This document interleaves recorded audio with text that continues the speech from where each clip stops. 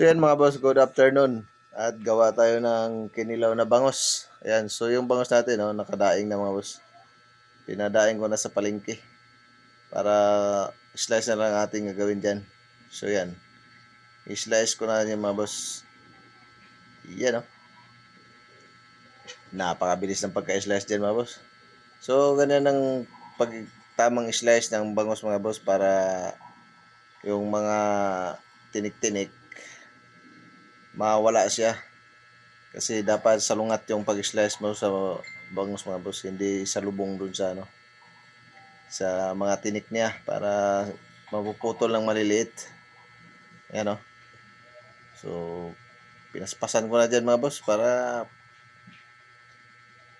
makakain na.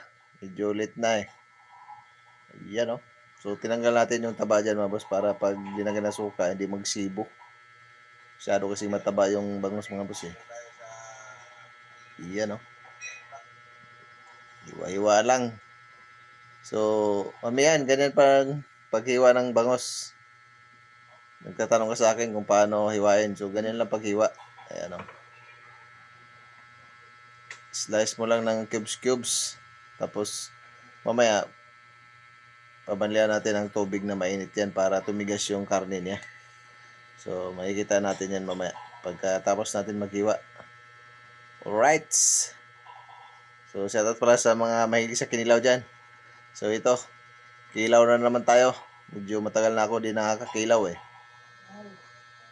Mga 2 weeks na siguro. Kaya ngayon kilaw na naman tayo. Alright. So masarap talaga yung bangos kilawin mga boss. Siya? Creamy. Bangos. Diba? So yan, tapos na natin hiwain mga boss. A few moments later. So yan mga boss, babanyan na natin ng mainit na tubig itong ating kinilaw na bangos, para yung kanyang karne mga boss tumigas siya, para pag linagyan natin ng suka hindi siya magpupulbos mga boss. Kaya yan ang purpose na kailangan banlian ng tubig para tumigas yung karne. Yan napakasarap niyan mga boss. Alright, yan, lagyan natin ng mga boss. Lagyan natin sa ingredients. Yan yung ingredients natin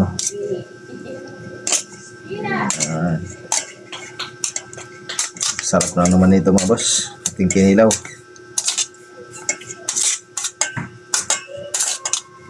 Ayan. Alright. Lagyan natin ang asin.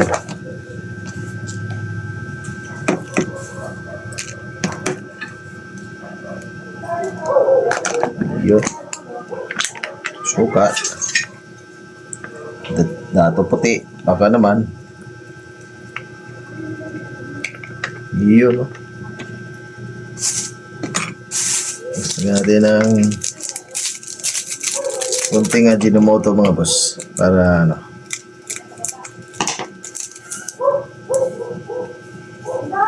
yan, may lasa talaga siya.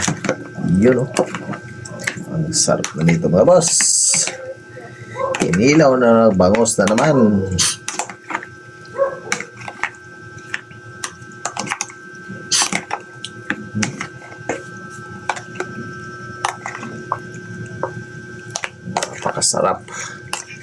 Napakasarap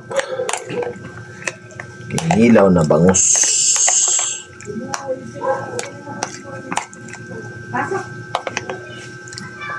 Iyay, buhay pa.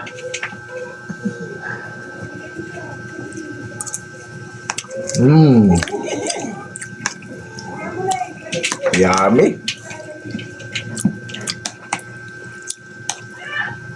Alright.